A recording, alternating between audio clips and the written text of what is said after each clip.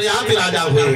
शर्यातिर्मानवो राजा ब्रह्मिष्ठा स बभूवः युवा आंग्रशां सत्रे द्वितीयः मह ऊचिवान् सुकन्या नाम तस्यासीत् कन्या कमललोचना तया सार्धं वनगतो हेगमत अच्युताश्रमम्। एक बार की बात है, शर्याति राजा महल से पहले गए, शिकार खेलने के लिए गए हैं। कौन? राजा शर्याति और साथ में कन्या। बालकों को भी ले लिया, शिकार खेलने गए। बालकों ने कहा हम भी चलेंगे।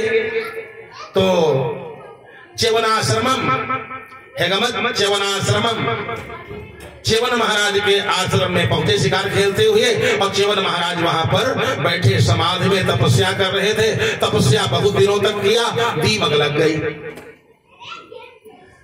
चारों तरफ दीमक लग गई, तपस्या कर रहे थे। और दीमक तो एक रात कहीं ऐसी जगह पर जहां दीमक बहुत हो, आप बिछा करके सो जाएं, कहा ऊपर पूरी दीमकें लग जाए। बांगी बन गई, पूरी ऊपर तक बांटी। सुकन्या नाम तस्यासीत कन्या कमल लोचना, शर्याति राजा की पुत्री जिसका नाम बड़ी सुंदर थी, कमल लोचना, लक्ष्मी की जैसी बड़ी सुंदर है। तया सार्धम वनगतो हेगमत च्यवनाश्रमम, च्यवन महाराज के आश्रम में जैसे पहुंचे हैं, राजा साहब इधर उधर शिकार के चक्कर में रहे और बालक लोग घूमने फिरने में इधर उधर देखा और देखा कि बांबी से दीमक से रोशनी निकल रही है। बच्चों का काम कुछ न कुछ गड़बड़ करेंगे, नहीं कुछ देखो नहीं कुछ करते, लीडे निकाली पर डाल देते। बच्चों काम ये, जो छोटे बच्चे हैं कोई न कोई शैतानी करते हैं। बच्चे शैतानी करते हैं तो थोड़ा अच्छा लगता है, बूढ़े करने लगे तो दिक्कत हो जाएगी। बच्चे के चलो भाई लड़का है कोई बात नहीं, वैसे नहीं करना चाहिए, लेकिन बच्चे थोड़ा बहुत करते हैं। सुकन्या ने तो कांटा उठाए और जहां से रोशनी निकल रही थी कांटा चुभा दिया, खून निकला, कांटे वहीं डाल दिया और वहां से चली आई।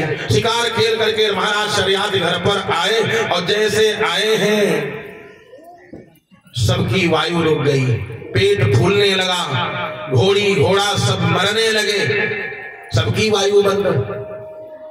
क्योंकि महाराज जी को कष्ट हुआ। अब जिन्होंने कष्ट दिया था पूरा परिवार दुखी हो गया। राजा शर्याति, अब तो राजा शर्याति भी मरने लगे, घोड़ी घोड़ा मरने लगे, सैनिकों का पेट फूल गया। राजा साहब ने कहा कोई गलती जरूर होगी, क्योंकि बिना अपराध के दुख नहीं मिलता, कोई न कोई अपराध किया जरूर होगा। अपराध किसने किया? पूरी सभा को बैठाया, सबको बुलाया, सैनिकों को बुलाया, बताओ वन में किसी ने अपराध तो नहीं किया। जैसे कोई व्यक्ति कोई लड़का कहीं जाए और वहां जा करके घर पर आवे एकदम से बेहोश हो जाए तो लोग कहते भला पता लगाओ भरम बाबा के यहाँ तो नहीं गया था, वहां तो नहीं गया, कहीं गंदगी तो नहीं किया। महाराज ने शर्याति राजा ने पूछा किसी ने कोई गड़बड़ी तो नहीं किया?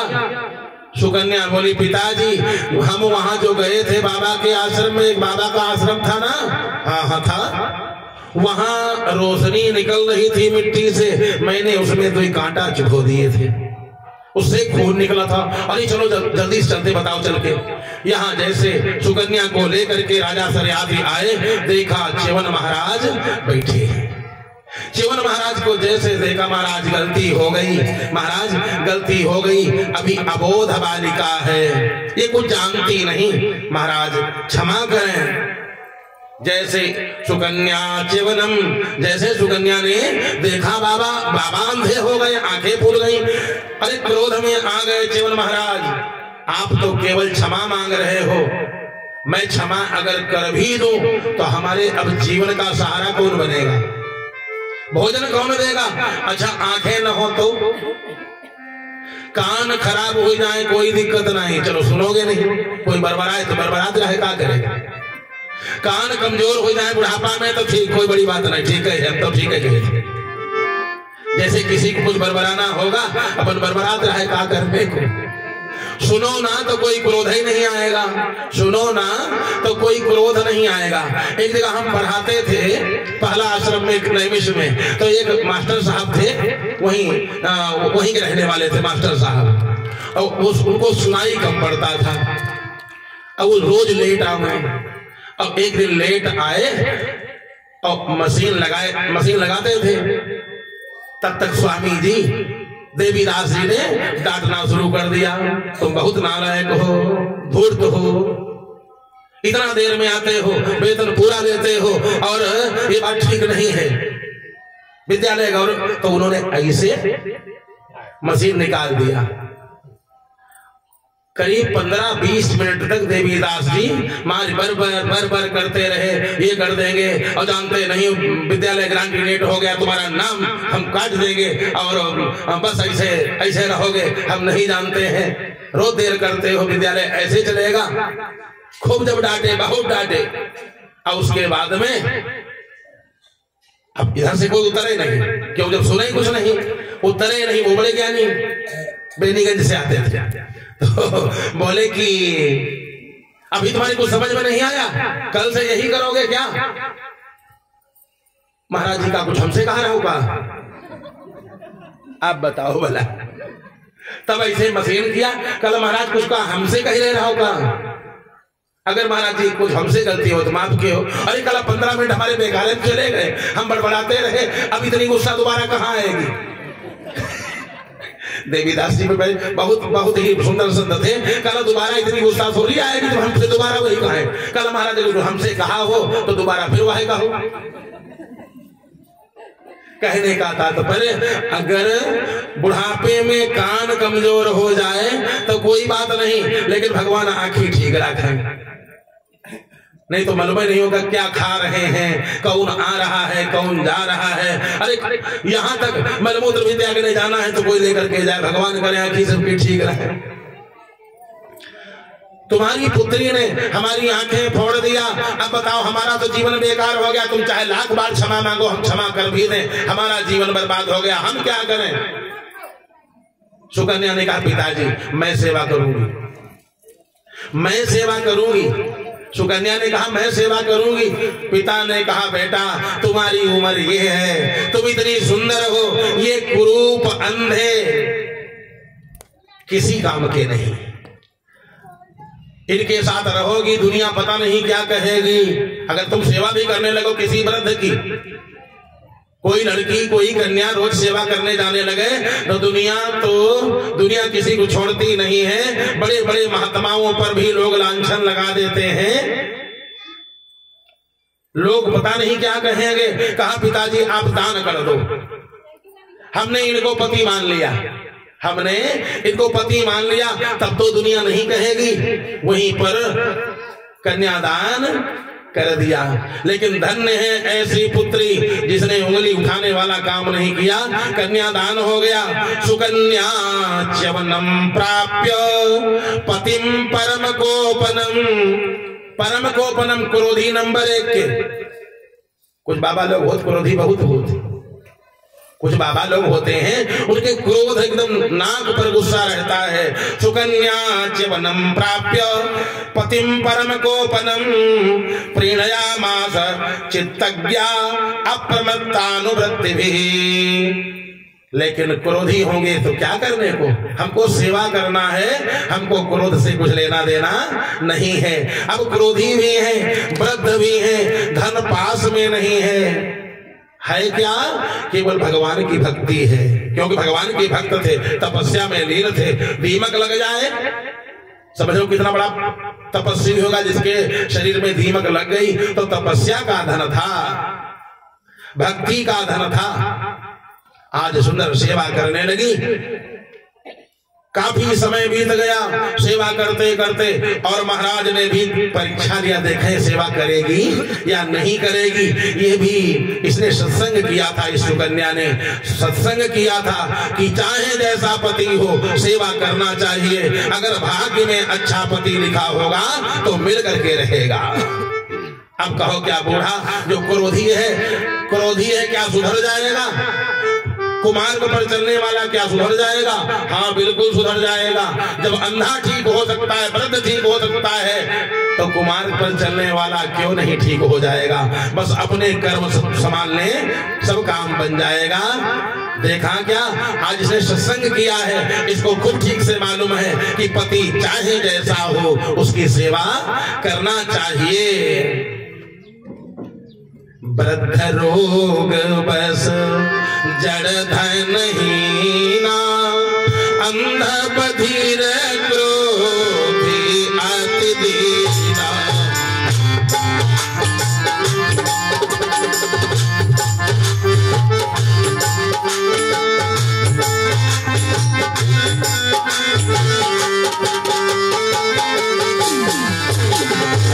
ऐसे पति कर किया अपमाना, नारी पाव जम पुर दुख नाना।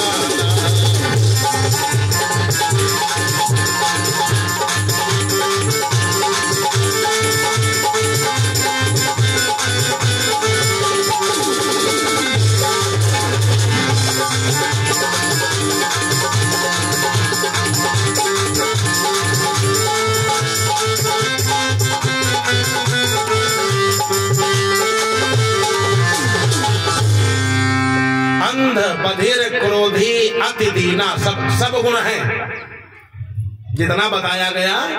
वृद्ध रोग बस जड़ धनहीना, अंध बधिर क्रोधी। च्यवन महाराज में पूरे के पूरे सब लक्षण हैं। वृद्ध भी हैं, अंधे भी हैं, धन है नहीं, क्रोधी नंबर 1 के। सेवा भाव में जरा सा देरी हो जाए, अरे दुष्टा कहाँ चली गई। वो लोग माने रोगी भी होते हैं, चिल्लाते बहुत, जबकि नहीं चिल्लाना चाहिए, लेकिन स्वभाव है, स्वभाव तो बदल नहीं सकते। स्वभाव दुष्ट जो नाथ, जीव अपने स्वभाव को नहीं बदल सकता।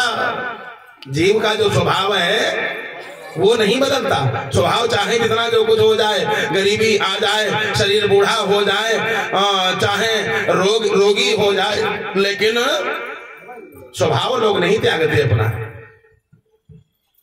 स्वभाव दुष्ट जो स्वभाव को बदल पाना बहुत मुश्किल है।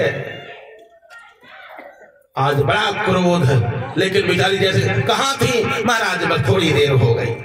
आपे के पास तो थे, सेवा में लगे थे, और ये भी जलपान नहीं बना, प्रसादी तैयार नहीं हुई। महाराज आपे के वस्त्र धो रहे थे, कभी तेज आवाज में नहीं बोली। भगवान ने कृपा किया, भगवान ने, क्योंकि कर्मों का फल सब भोगते हैं। कर्म अगर अच्छा है भगवान ने कृपा कर दिया। भगवान ने कृपा क्या किया, एक बार वहीं पर अश्विनी कुमार, सूर्य भगवान के 2 पुत्र अश्विनी कुमार आश्रम में आ गए। च्यवन महाराज के आश्रम में अश्विनी कुमार जब आए और आकर के अश्विनी कुमार ने सब देखा, पत्नी सुंदर है और बहुत ही दिव्य है और सेवा करने वाली है। भगवान की ही प्रेरणा से आए होंगे, भगवान की प्रेरणा से आए हैं। आज बढ़िया जैसे देखा कि पत्नी सुंदर है, कमल नयनी है, मृगनयनी है, और पति तपस्वी तो हैं लेकिन और कुछ भी नहीं। अच्छा, जिसका विवाह हुआ हो खाली वो तपस्या देखेगी संसार में, आज के संसार में। कहा तो फिर तुमका पूजा करेगा है, तुमको पूजा ही पाठ करना था, तपस्या ही करना था, तो विवाह क्यों कर लिया? और रोज दादा बाबा तक का न्योता सबको पहुंच जाएगा। सेवा भी करती है, सेवा करती और डांट फटकार बर्दाश्त करती। नहीं, बहुत लोग कह देते हैं अब तो ठीक रहा, कम थे कम, अब तो टांगे वांगे सब टूट गए, लोग कह देते हैं, लेकिन कुछ नहीं होता। बड़ा हिसाब से महाराज गलती हो गई। आ गए बढ़िया सुंदर कौन, सूर्य के अश्विनी कुमार, सूर्य भगवान के पुत्र आए, जो कि वैद्य हैं देवताओं के, देवताओं के वैद्य हैं। च्यवन महाराज से कहा, महाराज अगर आप हमको यज्ञ में सोम रस का अधिकारी बना दो। देवताओं ने हमको सोम रस का अधिकारी नहीं बनाया, क्यों? हम वैद्य हैं और वैद्य को अधम कहा गया है। काहे के लिए अधम कहते हैं? जो वैद्यगिरी करे, वैद्य हो तो वैद्य को बड़ा अधम कहते हैं। काहे के लिए अधम कहते हैं? वो शंख का भस्म करता है, सुवर्ण भस्म करता है, पता नहीं कौन कौन सी जीव, मूंगा को भस्म करता है। अब मूंगा सजीव है, जो जीव सहित प्राणियों का वध करे, भस्म बना दे, तो अधम है कि नहीं है? मैं अधम हूं, इसलिए हमको सोमरस का अधिकारी देवताओं ने नहीं बनाया। मैं वैद्य हूं, अधम काम करता हूं। अधम काम कौन कौन है? जो राहु केतु शनि बता करके झूठ मूठ और पुजावे, यह अधम है। राहु केतु कुछ नहीं खराब, कहीं साढ़े साथी है वो तुम्हारे हो तो बतावे, और फोकट में बता दे केतु खराब, तो राहु केतु बता करके करे तो अधम है। असजीवी मसजीवी देवलो ग्राम याचक, ग्राम याचक अस तलवार चला करके जो ब्राह्मण जीवन यापन करे। असजीवी मसजीवी, स्याही बेचे नील बेचे, असजीवी मसजीवी देवलो, और रुपया लेके मंदिर की पुजारी गिरी करे। ग्राम याचक, गांव में मांगता घूमे घर घर। ब्राह्मण के लिए मांगना नहीं है, ब्राह्मण को चाहिए बढ़िया सुंदर वेद पढ़े, वेद पढ़ावे, यज्ञ करे, यज्ञ करावे, दान दे और दान ले। मांगते न घूमे कि घर घर झोली डाल के मांगे। ब्राह्मण महाराजा है, राजा खाली राजा है, और ब्राह्मण महाराजा है कब? जब वेद पाठ करे तब। वेद पाठ करे, अपने मांगने की जरूरत नहीं पड़ेगी। असजीवी मसजीवी देवलो ग्राम याचक, धावका, धावक उसको बोलते हैं जो डाकिया का काम करे। मान डाकिया वो नौकरी वाले ना समझे, पंडित हो करके कहीं ले नाश्ता कर ले, रास्ते में यहाँ हुआ चले जाओ और उनका युद्ध आओ, उनसे यहाँ ये ले आना, ये पंडित का काम नहीं। कहा मारा मारा घूमे, पूजा करे उतनी देर बैठ करके, और जब पूजा करेगा भगवान खुद ही सुनेंगे। धावका पाचकाश्चैव, और खूब ये चलता था अभी तक खाना बनाने का काम। ब्राह्मणों की पत्नियां, ब्राह्मण लोग जाते थे और राज दरबार में भोजन बनाते थे। ये बीच में हुआ, पहले नहीं था। पहले सम्मान था और बीच में खाना बनवाने लगे लोग, और लोग बनाने जाने भी लगे। थोड़े से लोग बस खाना बना रहे हैं, आराम से भोजन तैयार कर रहे हैं। राज दरबारों में बड़े व्यक्तियों के यहाँ नहीं। गरीबी अगर आ गई है, भगवान की भक्ति करो, सुदामा से ज्यादा गरीब थोड़ी ना हो। सुदामा से ज्यादा गरीब नहीं हो। इतनी गरीबी उठा लिया, लेकिन मांगने न गया, न किसी का भोजन बनाने गया। मांगा द्वारिकाधीश से भी नहीं तो पैर धोना पड़ा। तीनों लोगों का मालिक वो पैर धो रहा है। ये है ब्राह्मण का ब्राह्मणत्व। आज असजीवी मसजीवी देवलो ग्राम याचक, धावका पाचकाश्चैव खडेते ब्राह्मणा धमा। ये अधम ब्राह्मण गिने जाते हैं। ये काम ठीक नहीं है, नहीं करना चाहिए ब्राह्मण को। तो आज बोले मैं वैद्य हूँ, ये वैद्यगिरी बहुत ठीक नहीं है। हमको देवता लोग सोमरस का अधिकारी नहीं मानते। आप हमको यज्ञ में सोमरस का अधिकारी बना दो। आप महात्मा ऋषि हो, ज्ञानी हो, त्यागी हो, तपस्वी हो, भक्ति आपके पास है।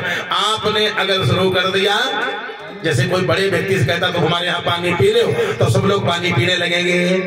अब तो कुछ बंदे नहीं होने, पहले रोटियां वोटियां सब बंद हो जाता है। लोग निवेदन करते थे हमारे यहाँ कथा हो जाए, आप जल पी लोगे, सब पानी पीने लगेंगे। लोग कहते थे हमने अधर्म पर हमारा पैर पड़ गया, गलती हो गई, अब हमका कथा सुना दो। यही तो होता था। हम लोगों ने बाल्यावस्था में देखा, कहीं उनके यहाँ कथा है, उनके कोई पानी नहीं पी, कथा है, अब पानी पिया जाए कि न पिया जाए। कहीं अब कथा सुनी है, अब पानी पियो। यानी भगवान की भक्ति करने लगे, सुमार्ग पर आ गए, अब पानी पियो। अगर आपने हमको सोमरस का अधिकारी बना दिया तो देवता भी अधिकारी मान लेंगे। आप शुरुआत कह दो खाली, तुम क्या करोगे? कहा हम तुमको नौजवान बना देंगे, हम बहते हैं, हम देवताओं के बहते हैं, हम तुम्हारा बुढ़ापा दूर कर देंगे। जैसे इतना कहा, अब क्या पूछना, बढ़िया सुंदर कहा। एक सरोवर है, सरोवर में तीनों लोग प्रवेश किया और सरोवर से बाहर निकले तीनों लोग बढ़िया एकदम राजकुमार जैसे 16 साल के निकल आए। जो च्यवन महाराज थे एकदम वृद्ध थे, अंधे थे, आंखें सही हो गई, शरीर एकदम ठीक हो गया, झुर्रियां एकदम सब ठीक हो गई, नव युवक बन गए, राजकुमार जैसे बन गए, अद्वितीय सुंदर बन गए। तब एक बोला, बताओ तुम्हारा पति सुकन्या, बताओ तुम्हारा पति कौन है, पहचानो, गलती न होने पावे, पहचानो तुम्हारा पति कौन, क्योंकि तीनों लोग एकदम एक जैसे। सुकन्या ने पति की सेवा किया था, धर्म पर चली थी, उसने अपने पति को पहचान, ये हमारे पति देवता है। अपने पति को प्राप्त किया, जो अश्विनी कुमार हैं वो चले गए और बढ़िया अब जो च्यवन महाराज थे राजकुमार जैसे हो गए। क्या पूछना, यानी अपने धर्म कर्म से उसने जो अंधापति था, क्रोधी पति था, आज सुंदर पति प्राप्त कर लिया। कर्म से सुंदर पति प्राप्त कर लिया। पिता ने एक, अब यहां हुआ क्या, तपस्या थी ही बढ़िया सुंदर। महाराज च्यवन ने सोचा इसने इतने कष्ट उठाए हैं, अब इसको हम सुख भी देंगे। जब दुख उठाया है तो इसको अब सुख मिलना चाहिए। पति ने अपने तपस्या के बल से सुंदर बढ़िया पूरा आश्रम क्या राजमहल बनवा दिया। सुंदर एक विमान मंगाया, विमान पर बैठा करके अपनी बड़ी पत्नी को, सुकन्या को बढ़िया को विहार करवाया। और उसके बाद आश्रम में दोनों लोग एक पास बैठे बातचीत कर रहे। और उधर पिता ने सोचा अपनी पुत्री, सब पुत्रियों का विवाह मैंने अच्छा कर दिया, एक बिटिया का विवाह मैंने अंधे के साथ कर दिया, थोड़ा देखे चल के बोला उसका हाल चाल क्या है। यहाँ आए आश्रम में देखा, आश्रम तो राजमहल बन गया। बिटिया वही है, दामाद वो नहीं है, दामाद तो दूसरा कोई है। जैसे देखा, अब पिता को देखो। पिता ने कहा चिकीर्षितम देकिमिदं पतिस्त्वया प्रलंबितो लोक नमस्कृतो मुनि यत्त्वं जराग्रस्तम सत्य सम्मतं विहाय जारं भजसे सुमध्यमगम। अरे दुष्टा, तूने ये क्या किया? वो जो अंधे महात्मा जी थे, जगत के पूज्य थे, उनको कहां मार डाला? दुष्ट के साथ, किसी जार पति के साथ बैठी मीठी मीठी बातें कर रही, तूने ये क्या किया? कथम मतिस्ते वगताम अन्यथा सुताम कुल प्रसूते कुल दूषणम तुदम। तू तो हमारे कुल में अरे कैंसर जैसी पैदा हो गई, पाप पैदा हो गई। विभंस जारम यद पत्रत्वाकुलम पितुश्च भर्तुश्च नयस्ततस्तमा। अरे तूने तो पिता के कुल को, 7 कुलों को तूने मारा, नरक भेज दिया। और पति कुलस्त था, और पति के कुल को भी तूने नरक में डाल दिया। तो तेरी मति, तेरी बुद्धि ऐसी कैसी हो गई? हाय, मेरे कुल में कौन सा ऐसा दोष आ गया जो तेरी बुद्धि भ्रष्ट हो गई? जैसे इतना कहा, एवं ब्रुवाणाम पितरम स्वयमाना शुचिस्मिता उवाच तात जामाता तवैष भृगुनंदन। भृगु महाराज के पुत्र च्यवन ने कहा, अरे सुनो ससुर जी, तुम्हारी पुत्री में कोई दोष नहीं है, इसने बड़ी सेवा किया है। पूरा हाल बताया कि इस प्रकार से हमको अश्विनी कुमारों ने सुंदर हमको रूपवान बना दिया, नवयुवक बना दिया। मैंने उनको सोमरस का अधिकारी बनाया, उन्होंने हमको रूप बढ़िया सुंदर दे दिया। पूरी कथा राजा सरियाती को महाराज च्यवन ने बताया। च्यवन महाराज ने जैसे बताया, सरियात राजा ने अपनी पुत्री और दामाद दोनों को प्रणाम किया। धन्य है ऐसी पुत्रियां जिन्होंने दोनों कुलों को बढ़िया सुंदर, क्या सुंदर बढ़िया ख्याति प्राप्त करा दिया कि वृद्ध पति, क्रोधी पति को भी प्राप्त करके उसकी सेवा किया और अपने कर्म से सुंदर पति प्राप्त कर लिया। ये है दोनों कुलों का उद्धार करने वाली पुत्रियां। पुत्रियां हो तो ऐसी हो। बोलो वृंदावन बिहारी।